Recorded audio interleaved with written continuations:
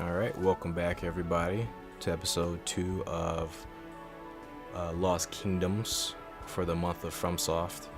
And I do apologize about the last episode. That one was probably a little bit light on action. This episode we will rectify that by finishing up the plans of Rowahl. Let's go ahead and get it started. So I just wanted to get you guys set up with a solid knowledge of the game before we, got too far. Since we already did this level, we'll go ahead and skip all dialogues and cutscenes. And we do have all the treasures here, so we don't have to worry about that. So our goal this time is to get the best possible grade we can. I think we're gonna do that with every level. We're gonna go through slow and a bit wasteful, I guess. And then we're gonna go in that second time with the goal of getting the best possible grade.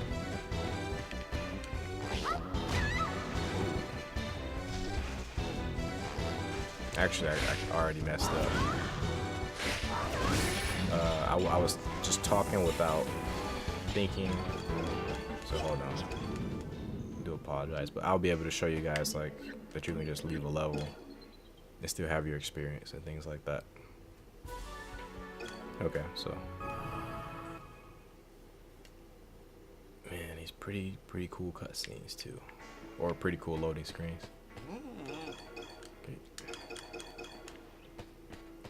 let's get to it.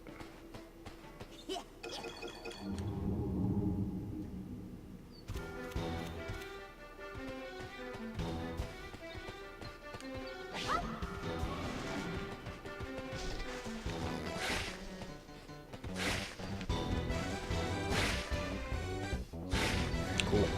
That worked out just fine.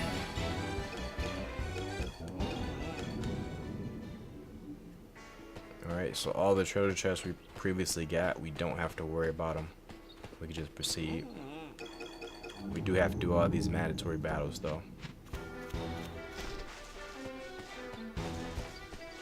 So I'm gonna do something over here, something that over here.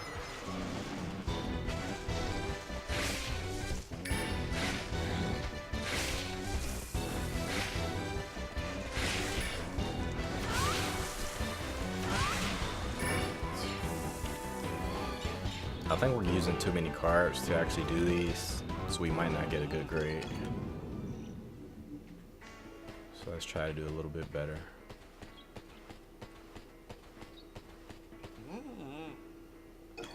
Yeah, we already know.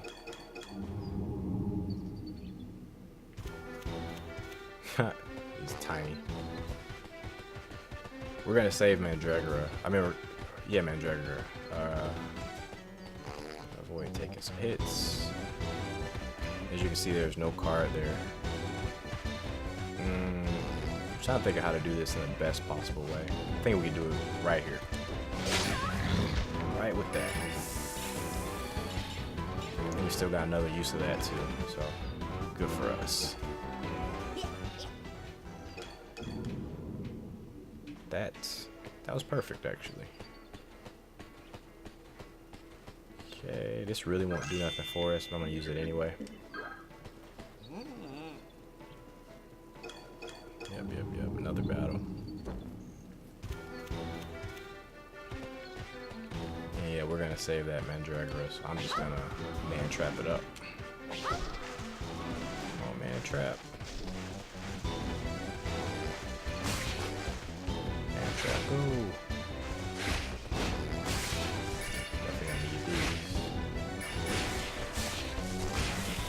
Kill both of them. Jeez. Alright. So I did.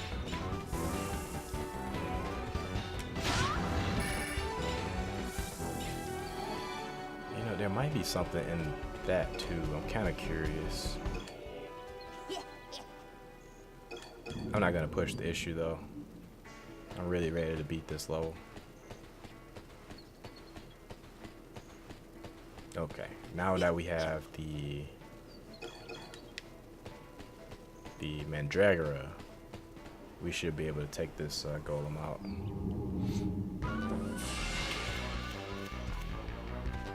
No problem. Oh man, I took damage.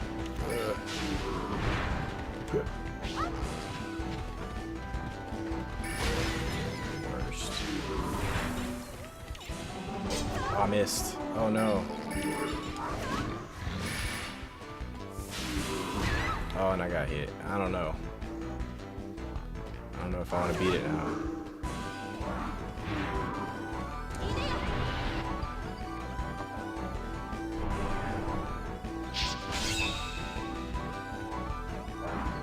Oh no, I'm not gonna beat it, guys. I'm sorry.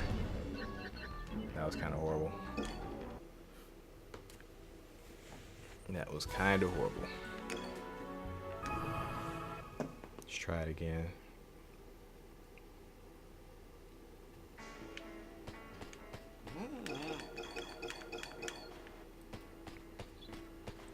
Now, I don't think I'm going to be this perfectionist going forward, but I do want to set a good precedent since this is the first level.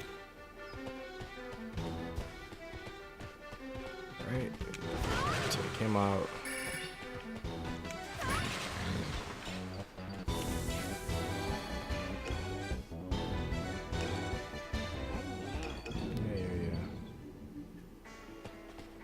Use our mummy up. Really didn't want to.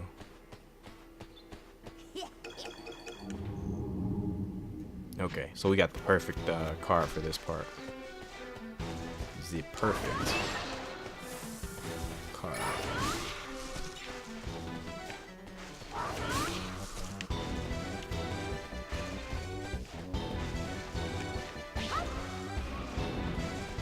Take him out, please. Perfect. Yes. Still didn't kill him.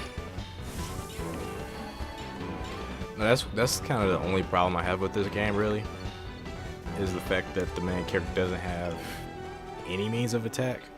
I would even take if she had something to make her do 1 damage. That'd be preferable over nothing. Like, I don't know. She needs something else when she runs out of cards.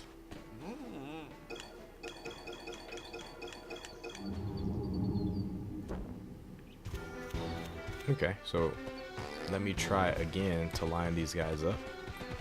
It's not gonna be easy, but we're gonna try it. Yeah. Yeah. Where's this guy going? Come on. Perfect. Oh, I missed this asshole.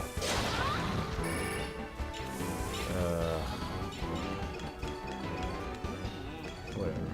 That's only 5 points of damage.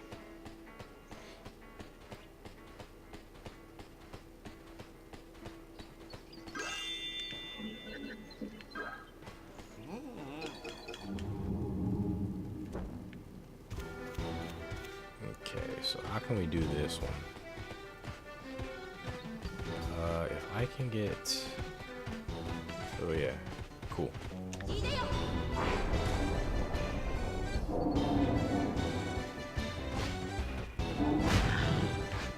Yeah, you didn't kill him. Good job, Lycanthrope. Good job. So I think... Yeah, this should be able to do it.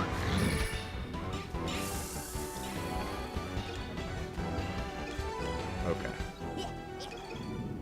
So I got somewhat of a strategy for running it here.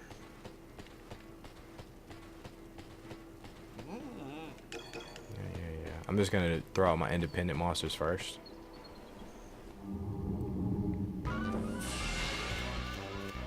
Sweet. Throw these guys out. Oh wow.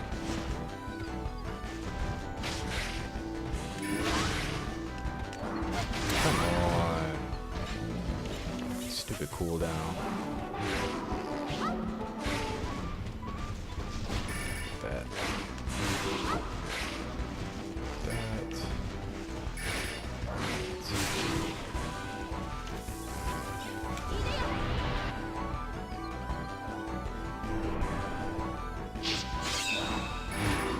golem. Golem's almost down. Golem's down.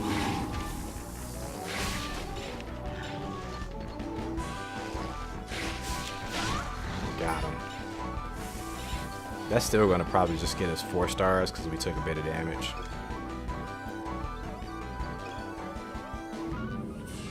And we used a bit of cards. But I'm okay with 4 stars. Oh, I still got the 5. Okay, cool. Alright, so what are we gonna do? Strategy. Let's do... shit. Let's do the last 3. It's gonna be shitty. No, that's the best actually. Well, no, the best would have been 2, 4, and 5. But this is pretty good. That's pretty good take home. Because we just got the boss. We just got the friggin' boss. So let's read his profile right quick. So the golem here, the sand golem, he requires 5 stones to summon. He has a max HP of 100, the most by far. He actually has about as much HP as I do. Probably more defense. I don't know how much defense that Kojo has, but he has 14. And his special action is decoy. So he goes around, and they're gonna explain it here. An independent type creature can relieve the player from enemy attacks while it is on the battlefield. When a sand golem is summoned, enemy creatures will be drawn to it over the player. So his whole purpose is to draw aggro from you to himself. And he has 100 points of HP, which makes him very, very good at it. Those are his attacks when he's an enemy creature. Fist of Thunder and Sand Hammer. I wonder which of those is the underground spinning attack. A magically animated giant made of sand. It is dim-witted but extremely powerful. The goblins of the plains of Rowahl worship the sand golems as gods. So yeah, this game even has lore, a la Dark Souls or any other game with lore. But yeah, like that. Okay, cool. I do want to learn a bit more about the golem here. I mean the hobgoblin here. This humanoid is native to the plains of Rowahl. Hobgoblins live in the small villages. They are not particularly powerful and should give you little trouble unless you are careless. Cool. That was dope. That was dope. I'm very satisfied with that 5 stars. Thought they wouldn't give it to me. Alright, 25 minutes in. But much more for you guys. So as you can tell, they only count in map time, because we took way more than 25 minutes to get to this point. Okay, so I'm just gonna check out a few more of these cards. Let me first put them in my deck, the new ones I got. I'm actually gonna, I kind of want to take these damn hobgoblins out, but we'll keep them in there. What else? Yeah, I do want to kind of check out more of the backstories on these. The backstories are kind of interesting. Enchanted skeleton and attacks with a sword. It is slow moving, but it's okay. I already read that one. I think I already read Lizard Man too. Yep. Plant type. Plant monster hybrid. When an enemy approaches, the Mandragora gives out a high-pitched keen, which will injure any enemy nearby. The scream of the Mandragora can pierce any defense.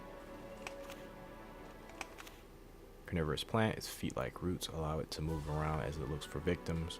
When a victim comes within range, the man-trap strikes out with its deadly teeth. Cursed spirits of the ancient dead. Mummies offer death and destruction to those who disturb sacred areas. They are slow and their defense is solid. Their magic power is not to be ignored. I like the mummy. Unknown. Unknown. So we don't know anything about these creatures. Maybe... Oh, these are the same fairies from the levels. I didn't know that. So this might become unlocked as we get further into the story, the profile for the fairy. That's interesting. I like the way they did that. Alright, we got the lycanthrope. Half human, half beast, the lycanthrope uses its quickness to confuse opponents.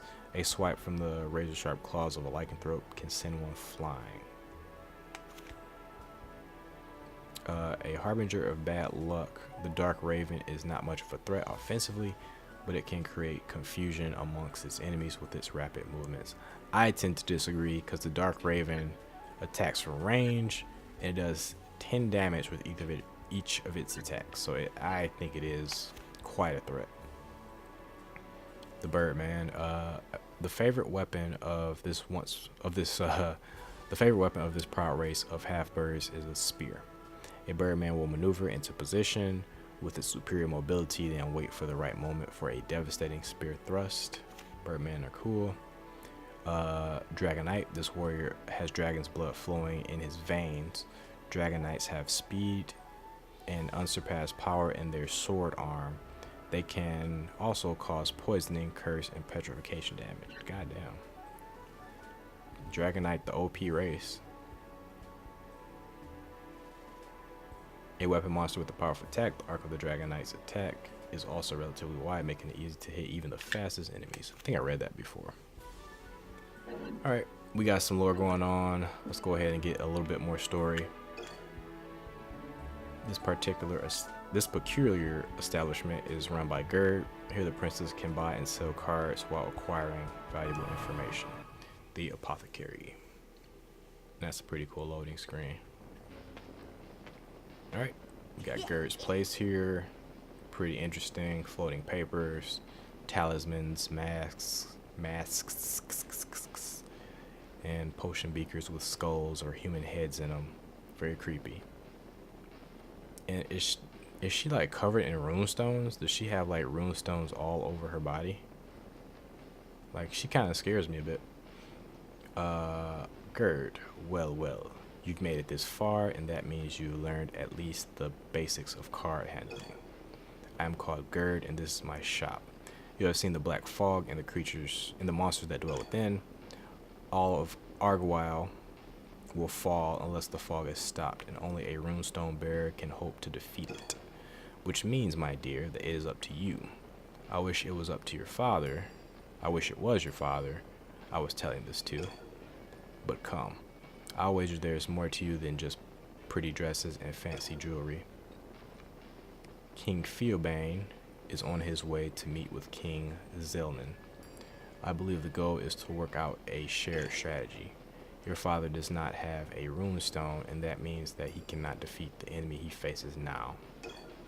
And the king is actually out with a powerful retainer or guard by the name of, I think his name was, what was it? Unther. So Unther and the king are out traveling these lands, trying to work out some type of strategy to combat the Black Fog. And the Black Fog brings with it strange monsters and all types of danger. If you are going to catch up to your father, you must start your search in Blessoon. Pretty interesting name for a town. I will be here tending to my shop. Stop by any time. I've got all the cards you could want. And this is where that weapon experience, or sorry, card experience, monster experience, this is where that comes in handy. Because here, you do things like copy cards, and that requires monster experience points or card experience points. Quite a bit of them too. Because even though we use Lizardman a lot, we only got, we only got that much. And we did that level like upwards of 3 times. So we can do that, and we can also transform cards. So you can think of this as evolution. Each card, interestingly enough, has multiple transformations. Some of them only have 1, but for the most part, they have at least 2 or 3, or I think some even have 4. And you do get a preview of which monster they can transform into if you're close enough to that level of experience. So we might get lucky and see something. He's kind of close, but not really. I think 1,000's like the lowest. So none of us are really close to transforming. None of these creatures here. As you can see, they all have multiple levels of transformation. And the reason that is because they're early game monsters, or creatures, or cards, whatever you want to call them. Once you get later, as you can see with him, he's already pretty powerful, so he has less routes to transform. But once they get more powerful, less routes are typically open to him. But yeah, that's another exciting aspect about this game, is that the more you use cards, the more experience they acquire, and the more likely you'll be to have them transform. You can pick their transformation. They don't transform without you. You pretty much have to initiate the transformation. So yeah, those are a few cool things that we can do. We talk to Gerd. We can sell cards. I think I'm gonna sell maybe one of these. Nope, it's not worth anything really. I think the max number of cards you can hold is like 10. I could be mistaken. Let's see what we can buy. I think I might buy another one of these. Giant crab. I'll wait. I'll definitely wait. Because we don't have these 2, 3, 4. So we could definitely use those. Let's talk to Garrett. Well, you've made it this far, and that means you've learned. Okay, she's saying the same stuff. Alright, well that's that. I did want to mention one more thing to you guys. Okay, we got the next level. So, one of the other bad things about this game, there aren't too many, I really do like this game, but one of the worst parts is that you cannot revisit completed levels. And that's why I